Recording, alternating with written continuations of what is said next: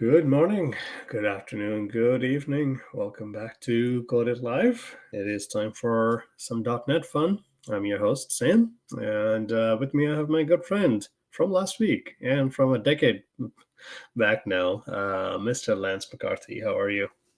Hello, thank you for having me on again. All right. Well, let's talk .NET. Let's have a little fun here.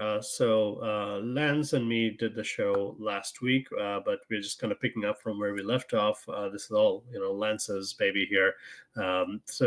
Maybe Lance, set the stage one more time as to what exactly was the app, and we are moving things from the Xamarin Forms world over to, .NET MAUI.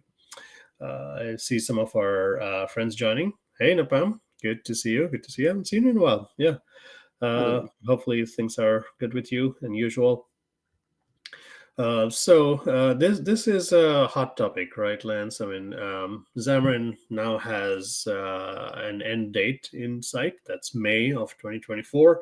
I mean, not to mean like things are just going to stop working the day the official support stops, but you would not want to build any new apps with Xamarin, especially when it comes to, pushing out those apps to the app stores. You're going to start hitting those iOS and Android, APIs and, versioning limits. So now is the time to move your apps. And Lens has several apps in the stores, and he's choosing to move and shift the biggest one, which is, I think, CRM. Yeah. Nepam is commenting here. New role, nice. Azure and .NET support, AI solutions. Wow, you're all over some of the latest and greatest things. And If you're not robotics. doing, yeah, if Yeah. you're not doing AI, you're not cool enough anymore. Yeah. But yeah, good for you. Good for you. All right, Lance, maybe just give us a little bit of a backdrop as to Yeah. what the app was. So if you're ready, I can bring up your desktop. Yeah, all right. All right. Let me move you up top. So you're the center of you're the star of the show here. But I'm Yeah. looking at the studio. Can you show us one more time what the app was so people can see and go get the code Yeah. wherever they want? And that sets the stage perfectly for me, right? So, what are we doing here? You mentioned that yes, Xamarin Forms has an end date, and of course, it's not going to stop working right away. But probably on the very next update from Apple, where it needs to change the minimum SDK, and then all of a sudden your app's not working. That's typically around that 6 months to a year type frame after the end of support for something. So now's the time to really start thinking about it. .MAUI, in my opinion, has reached a nice stable state that you can do your production apps on. Even in .NET 7 it was, but .NET 8 even more so because of the cross-platform improvements, particularly on Windows. But you can do it now, and that was the reason and the motivation for me to start doing this. Yeah, I think, I So mean, with like you said, like with .NET 8, the stability factor has definitely increased. A lot of desktop support, but a lot of performance tuning as well. I yeah, mean, it's an open source project. There will always be issues, but to, Lance's point, I think tooling and framework is stable enough for you to, build production apps. We have, a lot of customers who are building, big scale apps with .NET MAUI. So, you should feel confident. yeah. I can't say their names, but if these customers are doing it, I can give you a big thumbs up. It's not just coming from me, right? I'm at the front of the lines. I'm like, gotta do the newest and greatest thing. It's not the case here. It is like the actual bread and butter of your business, and this app is important. And now's the time to start doing it. And Sam and I discussed about bringing you to the journey that I went through to give you a more realistic expectation of what you're going to go through, right? What you should do, some pitfalls, and we're on episode 2 of this. In the beginning one, we talked about, what is the overall shape of the application? What do we need to do at a high level? And today we'll go through some specifics in the Xamarin Form side of things. But to begin, like, what is the app? A CRM. If you're not familiar with the CRM, it is basically an application where a business can manage their employees and customers and sales and that kind of stuff. Um, and it's kind of what the app does. I'm showing you the iOS app right now. There's the Windows desktop app, which is because it was done with Xamarin Forms, it's a UWP desktop app. So it's legit desktop app with desktop APIs, that kind of stuff. And it's got your typical CRM views, right? You have your products page, you have employees and employee details and product details and orders, and all of the views that your user would expect and need to perform their job. Um, and just a couple of these screenshots show things like what the UI is laid out, right? So we have different lists and calendars and grouping, and all of these things are done in Xamarin Forms. And on iPad, same idea. They're the actual same exact XAML works on both on the desktop and in mobile and tablet form factor. And this is what the code I'm about to show you is. Right? These are the runtime, the actual runtime rendering of it. So if we So take a step, go ahead. Yeah, this is a good time to ask questions. yeah, I was going to say, like, I mean, it's a real app. Yeah. It is in the stores. It's got a fair amount of complexity, lots of screens. But you also, like last week, you also showed off some of the pieces that tied things together. Like you had a chat integration, you had backend services, and you have kind of evolved what that looks like in the new app. And that's particularly important today because now that we're getting down to the bits and what you actually have to write code for is, this data exists in a SQL server. Hmm. And to connect that SQL server to a .NET server app that connects to your client app, that is usually done through Entity Framework. Not the only way to do it, but in my opinion, is the best way to do it. And that's what we're using here. We have Entity Framework. It was on .NET Framework, so it's using the old Entity Framework. So one of the challenges are, okay, I need to move Entity Framework to Entity Framework Core, and that was pretty easy. I'll show you that today as well. And then we deliver that to the client side app through some sort of REST API, right? So in the past, it was just mobile app services um, APIs and SDK. And what you can use today is called Microsoft Data Sync. And they built that specifically to be what you would use when coming off of those kinds of older platforms. And under the covers, what I'll show you is basically it's the same thing. So why don't we actually take a look at that first? Yeah. And before you kind of dive into it, I was just going to make one quick point, which I think you mentioned. You and me talked about it last week. So, like I mentioned this in the last Sands of Maui post, which is kind of a newsletter type thing I do. Our good friend Daniel Hindrikis, if I'm saying his name right, he's out of Sweden. He had a very similar experience, Lance. He had an app in the store and he was trying to move it over. It was Xamarin app onto .NET MAUI, but he has not released his app yet because he discovered that he had a whole bunch of things to refactor. So whenever you're doing a migration, there are always things you want to fix. And I think like David Ortno and other folks on the Maui team, they have been very vocal about this. Like, don't try to combine your migration with the upgrades that the app needs. Like, separate that if possible, because otherwise it becomes like a giant thing that you're trying to tackle. Yep. You can like my advice is just get it working first, right? And once it's working, it's like, okay, the plumbing is doing what I expect it to do. And then as you go through the code, you can make improvements along the way, which is exactly what I did. I went from the old flyout page, or it used to be called master detail page, to shell.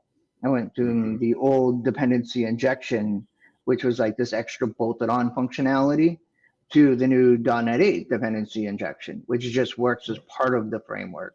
The things are better that you can take advantage of.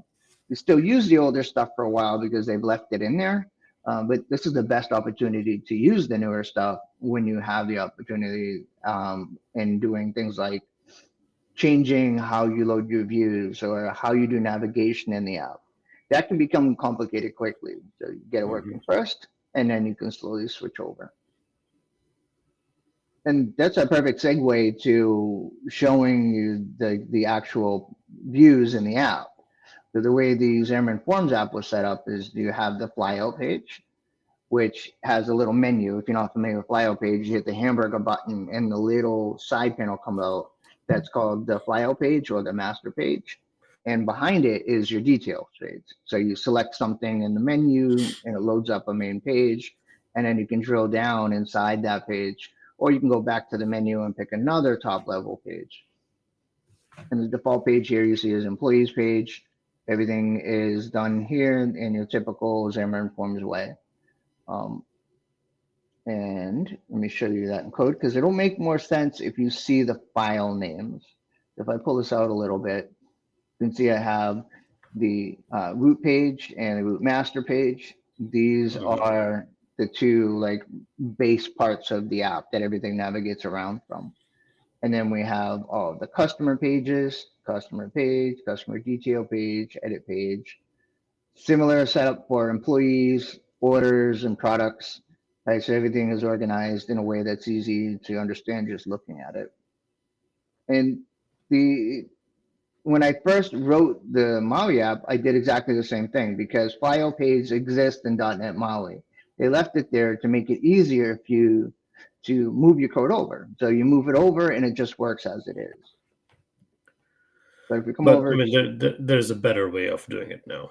yeah, there is. Which once I had that working, right, let's go take a look at the MAUI example.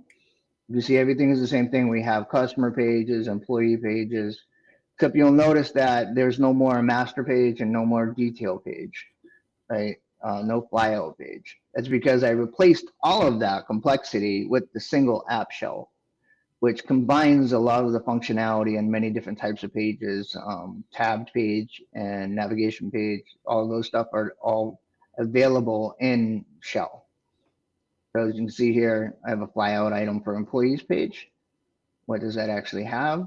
The documentation for this, by the way, is really great. It's pretty easy to follow. And instead of creating instances of pages, which is kind of anti-pattern, right? So you always ideally want like, oh, I would love to have pure MVVM and everything just works and everything's 100% separated.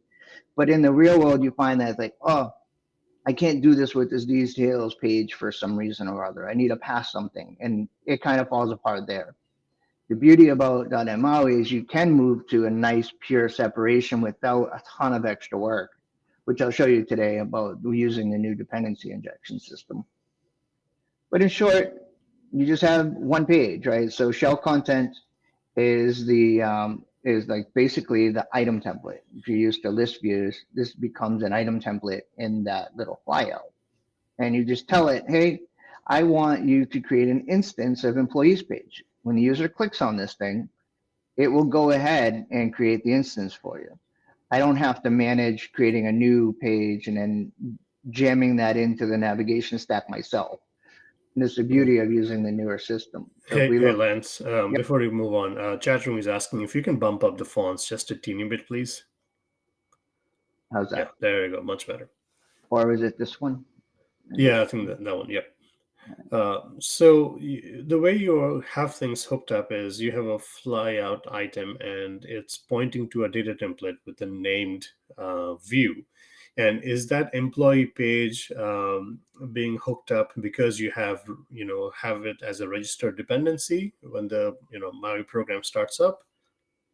No, it's just an instance. So this namespace here it points to my views folder. I see. Okay. Yep. And if I were to change it to see how that namespace has all the different pages in my Sure. app. Sure. Yep. Yeah. Yep. Yeah. Okay. And it seems too simple, but it is that straightforward. But Yep. if you're like a standard Xamarin Forms developer, you're familiar with doing the navigation, you're used to having to create a new instance of that page. And let's take a quick, let's say, for example, we're in the employees view model. And this is how you would use to navigate, right? You created a new instance of that page. And so you have a handle, a reference Yeah. to an instance of the page, and then you're passing that into the navigation stack. Not And ideal. Anytime no, like we do it's a new instance. yeah, And did you make sure the last one was disposed of correctly? Because every time you come through this navigation, you're creating a new thing. Yep. And you have to worry, like, if there was just one little thing that still has a reference, it's going to stay in memory, right? That's a nice Yeah. memory leak for you. And Yeah. these are the nasty things that don't show up until the app is in the real world and the user's going through the app, and it crashes, and like 5 minutes later, and like it was because of that thing you did when you first opened the app. That's insanity. But yeah, this is the old Xamarin Forms way to do it. So in when the user taps something, right? Like this is the employees page. They tap an employee. What that does is I get the employee, and then I create an employee detail page manually, and then create the view model manually, and I pass in the employee manually. Right. So this is an opportunity to improve the code a little bit. Yeah, this is And this is so nice. You're literally showing Xamarin and Maui side by side to it, see what's improved. yeah, and at this point here, right, this is employees page. Okay, how does it go to the employees detail page? I don't see an employee details page here in the shell. So if we look at the shell's code behind, you can tell shell this is what to expect. So we can say, I want to register this root, and there's a possibility that an item gets tapped, and I want it to go to this page. This root, the root is from employees to employee detail. So I'm saying that, okay, this is the type. This is very similar to this, right? So when you're saying content template, you're telling it what kind of the type of the object, the type of the page that you want it to create. And here I'm saying, okay, I want this thing called employee detail. When I ask you to give me employee detail, I want you to create an instance of Give this me a type of that. type. Yep. Hmm. And it handles the instance for you, and it gives it to you and navigates to it for you. Okay, Uh, question. yep. Um, so you are registering routes here. Is there a difference between doing it this way versus going into Maui program.cs and registering each of the pages as types? So that is for dependency injection. Okay, So so we this do is have not that. This right is now. not. This is just pure navigating between page Okay. instances. Yeah. And I do have that. And I'll go on that next. You're predicting the future. Um, and that is to tell the dependency injection system that this page will exist at some point in the entire lifetime of the app. And if it does, I want you to recognize that this is employee detail. Oop, wrong one.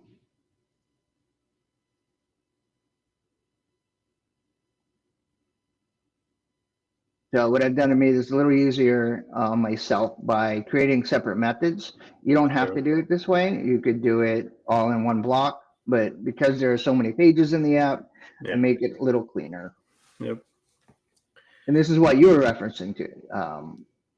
So I'm saying that when I'm registering this type, I want it to be a transient type, and then this employee detail page item accepts another type. Because how is this employee detail page going to know Yeah, what the pass in employee the is? employee somehow. Yep. Right. So how does it know what employee to show? Where does it get the reference from? And I do that through the employee view model. So Sure. the employee detail page only cares about the employee detail view model. Hmm. The employee detail view model is a little special. So it's of the type page view model base, and Yeah. it probably carries a reference to which employee it is. Yep. And it's all done without me actually handling references. Yeah, yeah. This code will be available to everyone because it's kind of a lot to show you in a live stream because you see, oh, all this other stuff here too. It looks complicated, which is why I'm only focusing on Yeah. employees page, employee detail page. And the way that it So knows to get that is because I'm yeah, also registering hold that. on, hold on, Lance. Here, I think this is a good opportunity for us to just talk through this.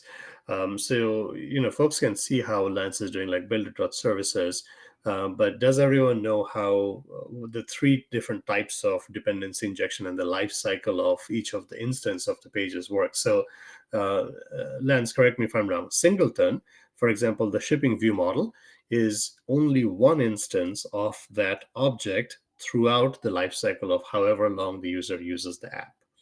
Yep. Is that fair to say? Yep. So That's exactly it. anytime any part of the app asks for a shipping view model, the app or the runtime is just going to give you back that same exact object that you have created once.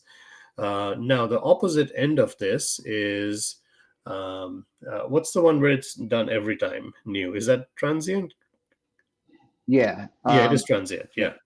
So the transient one means every time I ask for like I see like the employee edit view model or the customer edit view model. So anytime I ask for that, just give me a new instance. And so how do you make that distinction, Lance? Like when do you want singleton? For which ones do you want singleton versus which ones do you want transient? So the way I made that judgment call is I looked at the top level pages of the app. So customers page, employees page, basically everything you see in the menu here. So if we look at the menu on the left, right, those are the top level items that are I see. always going to be the root of those views, Sure. right? And instead of having to recreate them all the time, it's a little better and more stable to have that single Right. customers page because that will never change throughout the Sure. app's life cycle. Yeah. Yeah. Yeah. All right. So the However, things that don't change a whole lot throughout the app's lifecycle, those are perfect candidates for singleton. But the ones which will constantly evolve, like a customer detail or order detail, those yeah, you want transient. yeah. You Okay. could do it singleton and just make sure that every time that new reference for the new selected employee gets propagated to overwrite the old selected employee. That's entirely possible. Let's say you're hitting some sort of weird memory problem and you Hmm. can't isolate it. You could go back to using a singleton. But in this case, it just makes more sense that the details page changes. Every time you go to a details page, it's going to be a different order or a different employee. So why not let that memory item expire over time? Right? If I Yep. no Yep. longer need it, they never go back to it. I want that garbage collected. So that And was an option. yeah, and the moment you use navigation this way, like the moment you come back from the employee details page, the runtime realizes that there is no more reference to this thing that I created. So let's just get rid of it. It Yeah. was transient, anyways. Okay, now chat room or whoever is watching here, maybe later on, trivia question for you. What's the one other thing? What's the one other type or life cycle type that you can use with dependency injection? So we got singleton, which is one instance throughout. We got transient, which is one for every time you ask for. There is one more. Scoped. Scoped, Yeah. exactly. But we don't use Now, that in Maui though. yeah, exactly. Yeah. Can you tell us why? And well, first of all, like what is scoped? Scoped is usually done in server side, right? So you want this particular instance to be limited to a particular lifecycle pathway. Let's say a user's banking app and they get a view of their banking page. You want that instance of that page and that data to be scoped to that specific sign-in.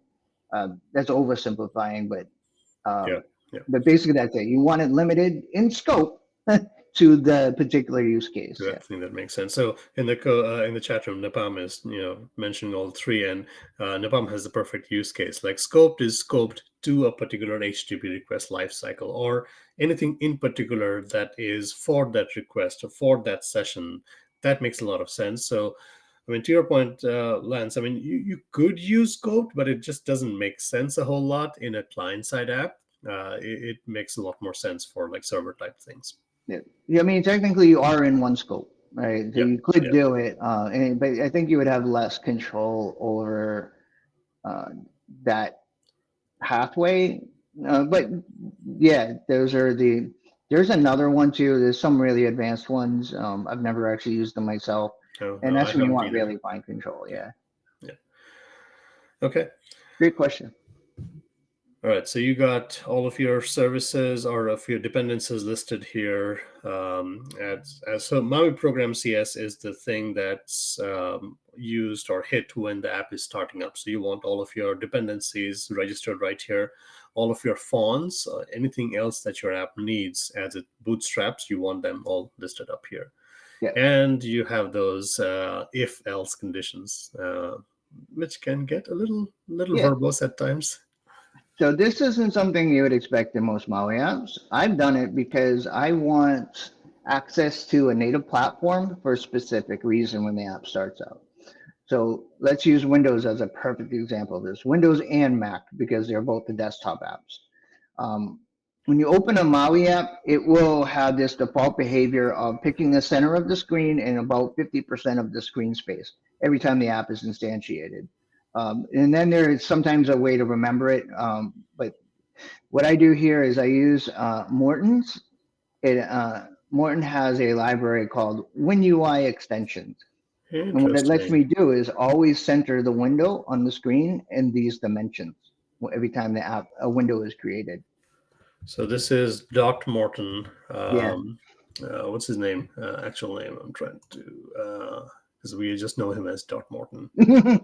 Uh, his name is Morton Nielsen. Yeah. Yeah. So this is the library that Lance is talking about.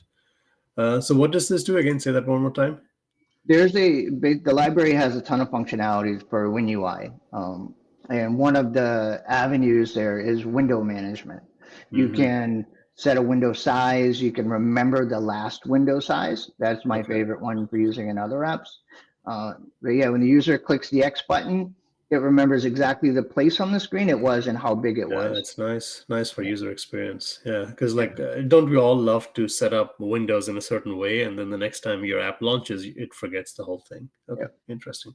But this is a WinUI only thing, so that's why you have the if Windows thing. Exactly. So if you notice this code is highlighted, it's because I have Windows selected up here for the context. Now let Right. me switch to Mac Catalyst. It still has some color. Let's scroll it off. Okay. Yeah, it's Visual Studio. And Usually a little somebody quick does. quirk there. Yeah. But yeah, so now we are in Mac Catalyst.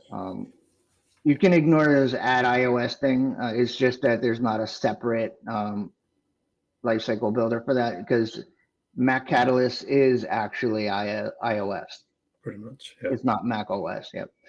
So because it's Mac Catalyst, we use the add iOS, and then I add in some things here for the window on a Mac desktop.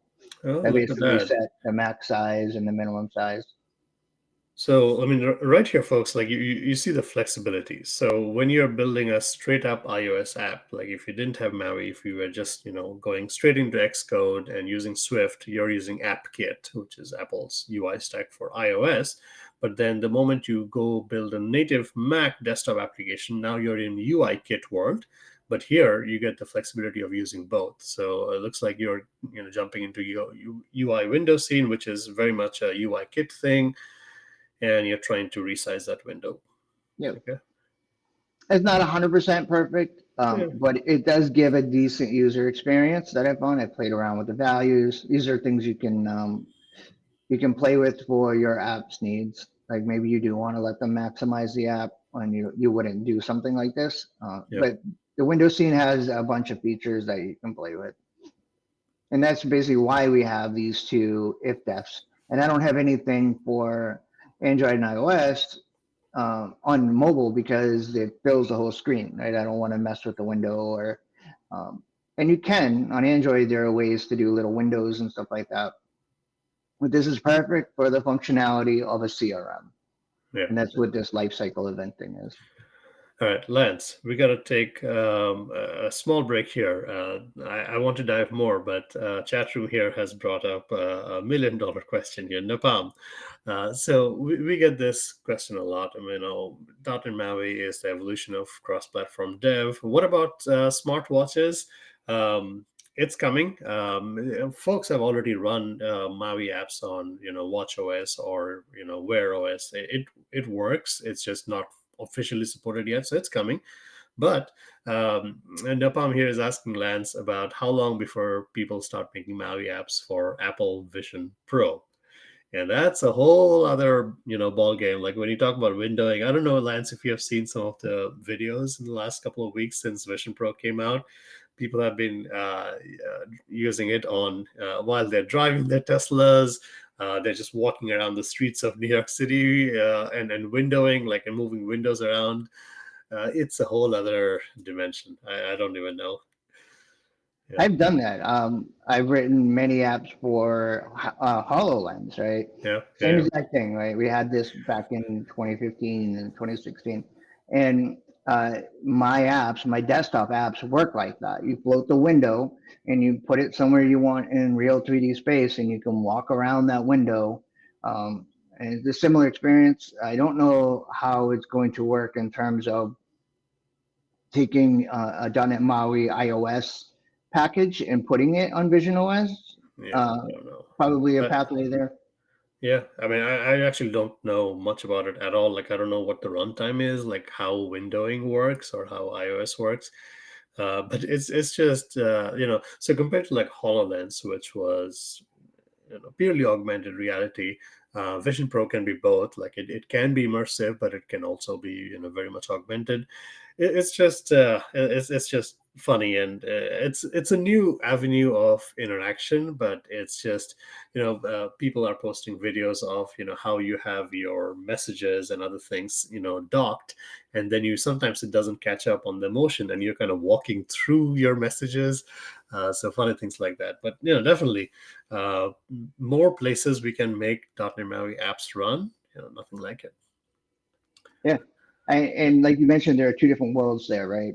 There's the 2D plane world where you have your typical 2D app, which stays in a window. And most of that is pretty straightforward. Then you have your augmented reality one where the 3D objects, it's sitting in 3D space.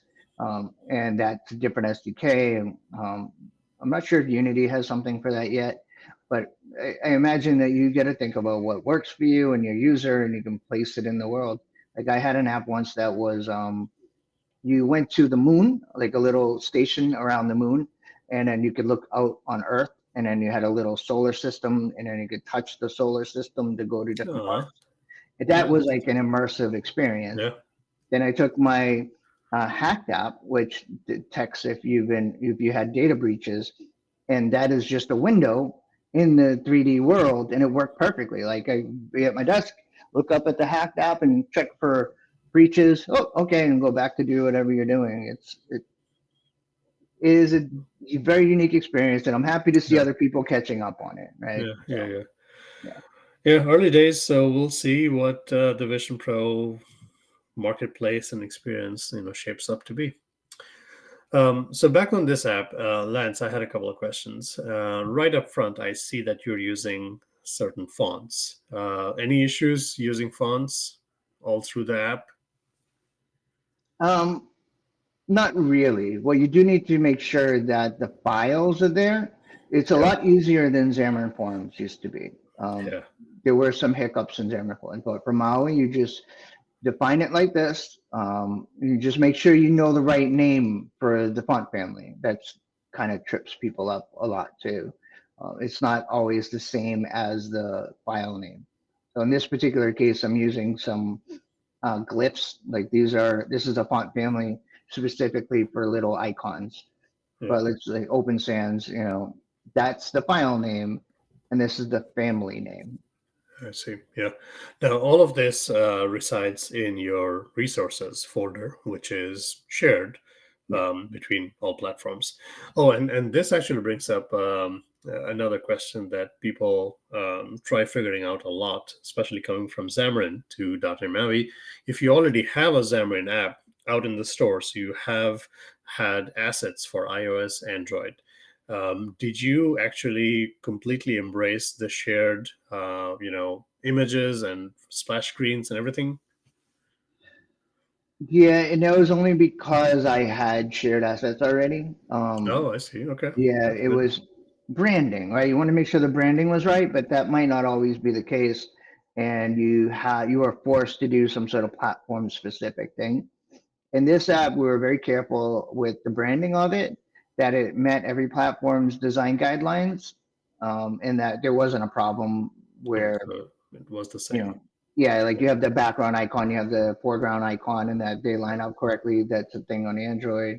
Um, Yeah. As a matter of So, I fact. mean, it comes down to exactly what your app needs are. Like, some people will say, no, let it be more like iOS or Android. While if you really want strong branding and you are building the next Facebook or PayPal, then you want it to look the same everywhere.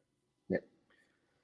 And this was So, a case where there was a solid brand behind yeah, it, which yeah, yeah, is this, right? So that's just one example there where very simple. And because it's simple, it works on every platform.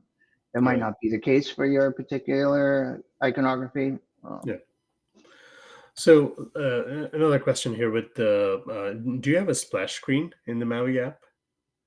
I believe I do. Let's see. Oh, it's SVG. I It's don't an know if I've SVG. updated this one yet. Okay. Yeah. This is actually really nice. So if you have had custom splash screens for your iOS or Android apps in Xamarin Forms, there is a secret building, ingredient that they don't talk about. It's called the image resizetizer in .NET MAUI. So what it does is when you do a build for iOS and Android or anything specific, TFM like a target framework, it actually comes into play and it'll take your SVG and it'll try to convert it to the right dimensions and resolution that's needed for iOS or Android. So Yeah. it's not perfect, but it tries. It's I enjoy it because that was one of the biggest headaches I have had with making mobile apps, and then having to do that for every platform has Yeah, every it's a individual pain. sizes. There were helpers out there, like helper websites, that you just give it one high resolution picture, and it will give Yeah, you all the other ones. yeah. I wrote an app that does that. Matter of fact, Why wouldn't you? Because you're right? Lance. But it's just like you just click it once and it's beautiful. Yeah.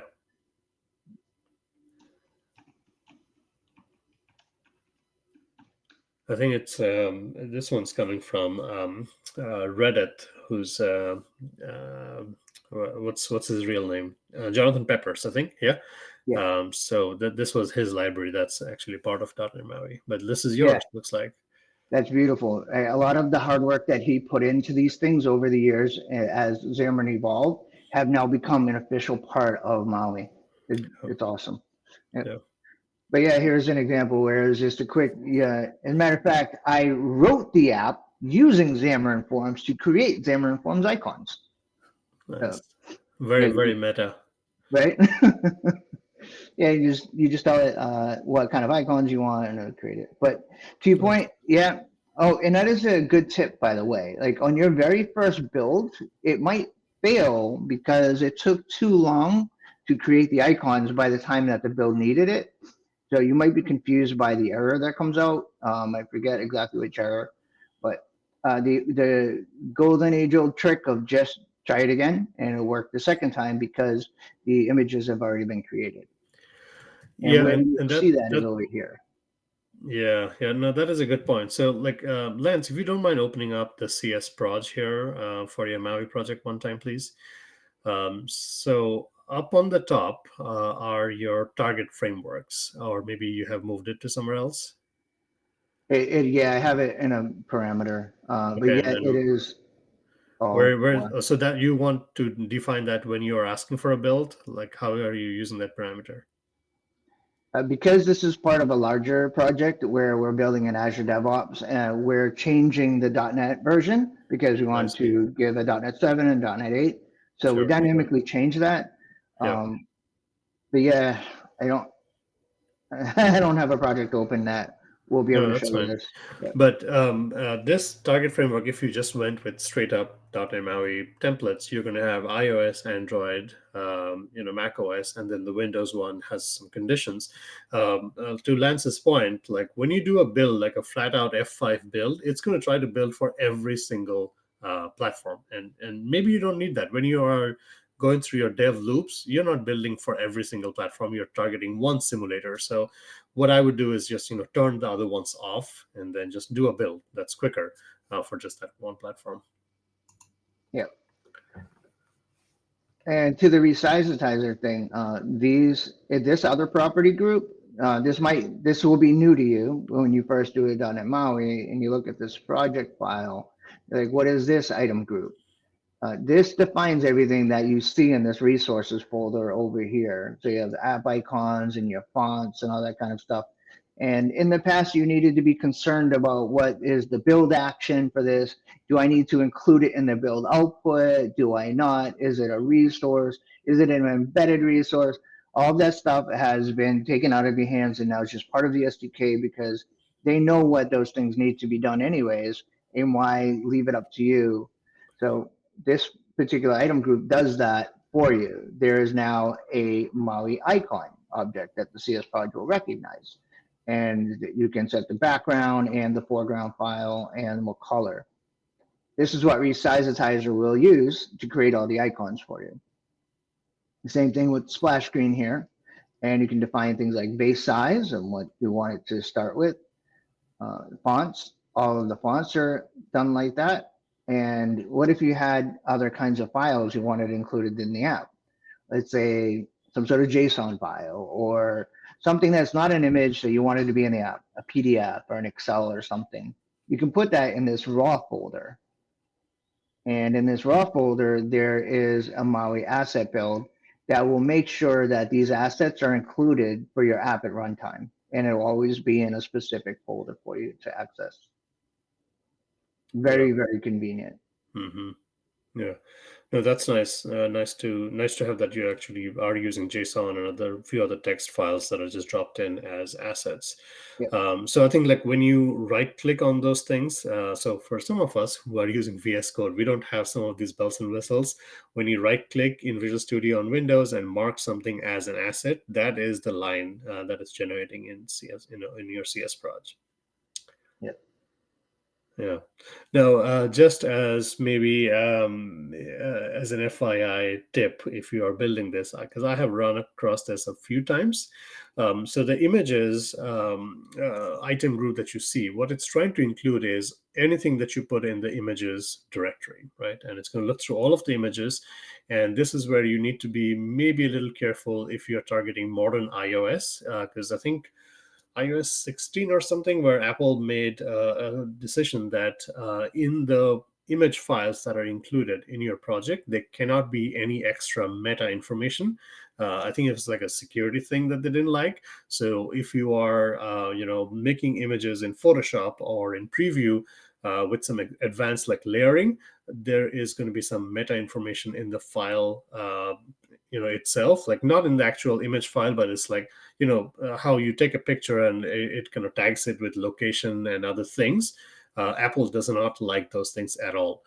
So there are certain scripts where you can clean up all the meta information in your images, so you just have images and nothing else. And if you're not sure, you go to the file itself, and usually you will see it under the details. Yeah. That's a great tip. I haven't published this yet, and I'm probably going to hit that problem. But that's up to my DevOps team. Yeah. I don't have to do it this time. Yeah, no, that's a whole other conversation that I know you are very good at, creating a pipeline as you publish your app. So we'll get to that. Let's talk about the app more. Yeah, that'll be in the next episode about like automating your builds, and I'll be talking at Boston Code Camp specifically about this. I have some demos on GitHub already for it, but it jumps to another level of complexity when you need your release build, because now you need a code sign, and now you need proper assets, and what do you do with the packages? Or what if you want to automatically upload it to the store as part of the pipeline? That's a whole other layer of complexity. Yep. Yeah. Okay, where should we go next? So we know we have the views. We have some dependency injection, right? We registered the view models and the views. And let's go look at... So go ahead. I want to maybe just, talk about any particular view. I mean, this one that you have open, employee detail page. So I want to ask you, like, if you had the corresponding views in your Xamarin app, how much of the XAML and the code behind was just lift and shift and change up a few namespaces? Perfect question. I would say 99.9% of it, right? Oh, wow. So the only thing I had to do is, let's go get a XAML page here. You see this XML namespace? Yeah. So we have the XML namespace This is the base. So if you don't see any colon after the XML namespace, that is what defines objects that just do this, right? So we have grid and grid again, image, Right. label. Where those objects come from is here. Hmm. So Kind when of like the we, base namespace. yeah, so when we come to Maui, let's say we just took that whole file, and this is exactly what I did. I took all of the files and I copy pasted them right into my Maui project. First thing that happens is the XAML and the C# code behind will become separate files. This is because the solution doesn't recognize them yet, and because we need to make a quick change to the code. And that quick change is just making sure you're using .NET 21 Maui. So Hmm. what I would recommend is you just copy paste all your views, lift and shift them over, and then go through each one, change that line. Of course, you might have some other stuff. So, for example, FF image loading, these will have an error until you add the proper NuGet package, but Yeah. minor stuff, very Yeah. minor stuff. It wasn't a refactor at all. And Lance, just a quick reminder, if you can bump up the fonts on this file as well, please. Yeah.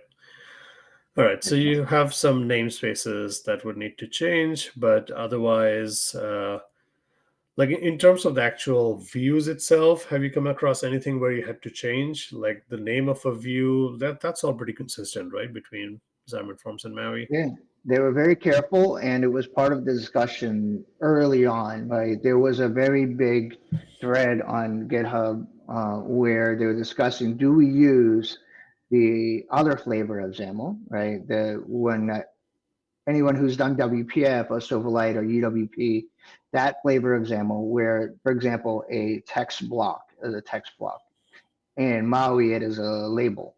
Yep. So there was a discussion on what do we do.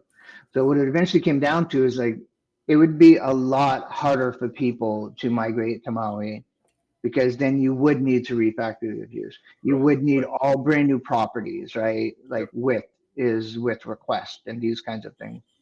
So instead of just a couple namespace tweaks, you'd need to go through all of your controls and fix all of the properties and make sure the values were correct. So Right. that's why it's so easy today because Yep. of that decision. Yeah. Yeah. Yeah, so I mean, Xamarin and Xamarin Forms kind of started with a mobile first mindset, and then they have so like no one team in Microsoft has essentially owned XAML because it's a uh, it's a standard. Well, it's not a standard is kind of a big thing when we try doing like XAML standards, but it's a way of describing your visual tree, and there is no standard per se. So like WPF started it, UWP and Silverlight did their own thing. WinUI kind of inherited from that a little bit, but Xamarin came in with a very mobile first mindset, and they literally called things which made sense, a little bit more sense, like label over text block, and that's what .NET MAUI is sticking with, and I think it makes the migrations so much easier. And a good example of that is someone might say, what is a height request, right? Why can't I just set height? Because layouts are different and the actual runtime that space that you get is not what you wanted. So instead of having it be unrealistic and the dimensions be wrong, say, okay, I would like it to be 150 pixels, right? And at runtime, it might be 300 if you're 2 times GPI or whatever it may be. But this is instead of height, you can actually get it runtime. So if I did want to know what this eventual height came out to be, I can query the height property because there is height and height request. And it's a little too small, but I could set it and it could say, oh, this is a read-only property. And that would fail to build. But that's kind of the mobile first mindset thing where on desktop, you have almost ultimate control over the rendering, but on mobile, not always. Yeah, are you a fan of this image caching thing that you use? I am. Oh, it's another good topic because in .NET MAUI, Microsoft took the advantages of what cached image does. So this lets me only download the image once from my Azure blob, keep it for a certain amount of time locally, and then keep using that, load that from file, instead of going to get it from the server every single time the page loads. And that's a major improvement in your app's performance. Instead of thousands of HTTP requests happening simultaneously, and you only just quick file IO. Yeah. In .NET MAUI, that is by default. I have cached image here for lift and shift compatibility reasons, but I could just use image, and image in .NET MAUI has the same caching by default. There are some caching settings that you can play with. Mm-hmm. But yeah, no, that is actually a really good example. It's like, why am I using FF image loading here if MAUI already has it? That's because this was my Xamarin Forms code. Yeah, yeah. Why do I need a refactor if I don't need to here? I saved probably a week or two of not going through all of this stuff. Make sure it still works the same way. Exactly. I mean, like what you have said multiple times, like in between last week and now, like make it work first, and then you can refactor. Because otherwise, if you're trying to change up every single thing, make things better, it's going to take you that much, longer. And then the Even same thing, like was not here, right? All of this dependency, this was not here. I did it exactly the same way, and it works fine. Yeah, and then you clean up. Yeah, and this is what was I going to say? And like David and other folks on the Maui team are also big on this. So if you have spent a lot of time in Xamarin land and maybe you have written up certain custom renderers, so this is the shim that we're talking about. So Xamarin Forms had XAML or C#, which would be an abstraction, and we turn around and we render native UI on iOS or Android. Now, if you didn't like that native UI, you had a few choices. You could do like behaviors for small things, but for anything major, you would write what's called a custom renderer, which is essentially trying to come in the way and control exactly how that UI looks like on iOS or Android. So if you have investments, if you have those custom renderers, you can bring them in as is and make it work in compatibility mode in .NET MAUI. Yes, eventually you want to make use of the newer architecture, which is the handler architecture, but it works for now, and then you can do it over time. Looks like you have a couple in here. I didn't need to bring them eventually because our new data form had this feature by default. But yeah, I did want to change the way that a particular data entry was done, and so I created a custom renderer. It looks complicated at first, but it's really straightforward. You're basically saying, at this point in the life cycle, don't do that, do this instead. Yeah. That's what it boils down to. Yeah. But yeah, I did not need to bring them over, thankfully. But yeah, just you can use them as is, and then you take your time. And that was David's genius in the early parts. Like all the renderers should just work. And then take one thing at a time and move it into handlers instead. And I really like the handler architecture. It's pretty nice. Yeah, I do too. And in fact, like if you have dependencies on bigger third-party UI libraries like we do, like Telerik UI for .NET MAUI, it's a huge suite now. But a lot of the in our early days, we did have a lot of the renderers which were working fine in compatibility mode. Now we have gone. And I think 99% of them are, pure handlers at this point. There's only a couple left that are still using renderers, and that's only because we are writing new controls to replace them. Right. So, yeah. All right. Good points. Why don't you show us your CS proj? What were some of your other dependencies? Any NuGet packages you were bringing in?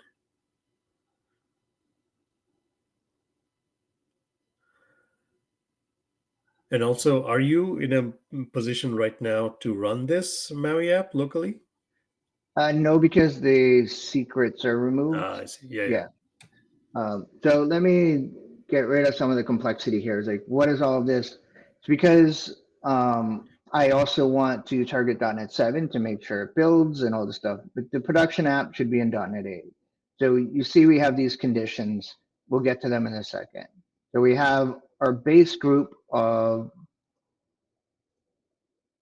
our NuGet packages, right? So here are the dependencies. Common helpers, which is my library. It's on NuGet.org. It has a ton of MVVM helpers, a ton of property change stuff. It basically a lot of the boilerplate that I write 5 times a day. I put it in this library. So now when I write code and demos for people, I just add one NuGet package and then everything is there. That's what that package is. Then we use the community toolkit, MVVM. I forget exactly what APIs I'm pulling out of this, but it is a critical part of the app. Like functionality is there, and I don't have to write it myself. Yeah. And I mean that's just also one small aspect of that community toolkit. If you just bring in the community toolkit package, there is a lot of things in there like behaviors, lots of little alerts and transformers. So there We are, should pull that up because I think yeah, everyone should at least like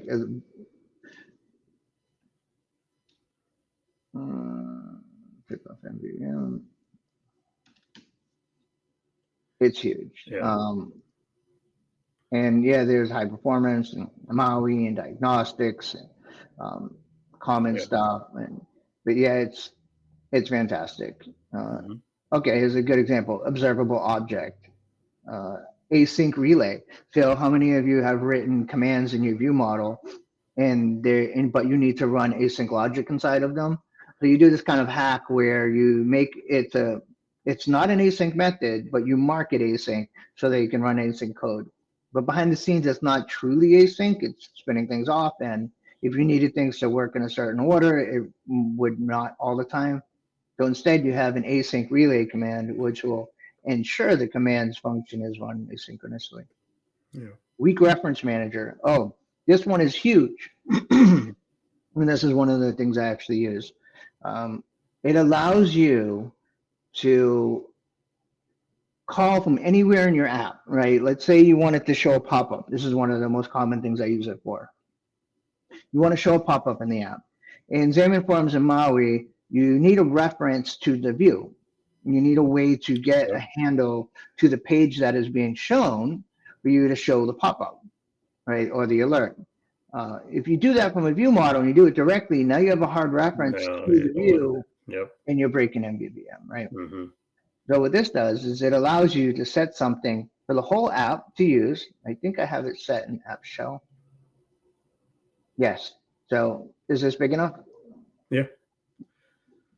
So app shell, I know this is the root page of my entire app. It doesn't matter what is being shown by the shell. It doesn't matter what details page it's on. It is all on top of app shell. So I have full confidence that if I say display an alert from the app shell, it'll show it to the user. And that's basically what this weak reference manager does. It registers this method. It says, hey, if anyone sends me an object of type messaging center alert, this is my own class. You can put whatever you want in there. It could just be a string. It will run this code. So, Hmm. and then I just show the alert. And then in case I do have like some extra actions I want to happen, that gets defined in the caller. But it safely shows the alert from any view model. And that's one of the things you'll definitely want to pull this library in for. Yeah, this is cool. Yep. And Lance, I'm just watching the time here. Time flies when you're showing good stuff. It's already been over an Wow. hour. Yeah. Okay. So What did we get through? We got through the views. yeah, we got to the views. We'll touch on services next and make Yeah. that connection between the client app and the server app next time, Okay. and Okay. maybe do some DevOps. Yeah, and the DevOps thing is a whole other beast. I Yeah. am really bad at it, and you are really good at it. So I want to pick your brains. And I think you're actually in the process of doing it, setting it up. So, we can, as you publish your app, you have a nice way of, bringing down Yeah. these things. We All right, have I'm going to bring your desktop down so we can yeah, chat. there we Yeah. go. Okay. Yeah. Yeah, I have like very close to production examples already on GitHub. As a matter of fact, if you just search DevOps examples on GitHub, you'll probably get mine close to the top. And that I have them for Maui, for Ajax, for desktop, for Angular, for Blazor, everything you can imagine is up there. You can go check that out. And I'm always available on Twitter if you have any questions. Yeah. Yeah. Or X, as they call it these X, days. yes. Lance, thanks again for taking an hour of your busy day and coming out to show this off. I think this is a good, true experience of moving a real-world app from Xamarin to Maui. It is not magic. It is. There are certain, real considerations and time that you need to put into it. But it's not difficult if you understand the moving pieces. It's not difficult. Yeah. All right, folks. I think that's the show. Yeah. Bye for Bye, now. everyone.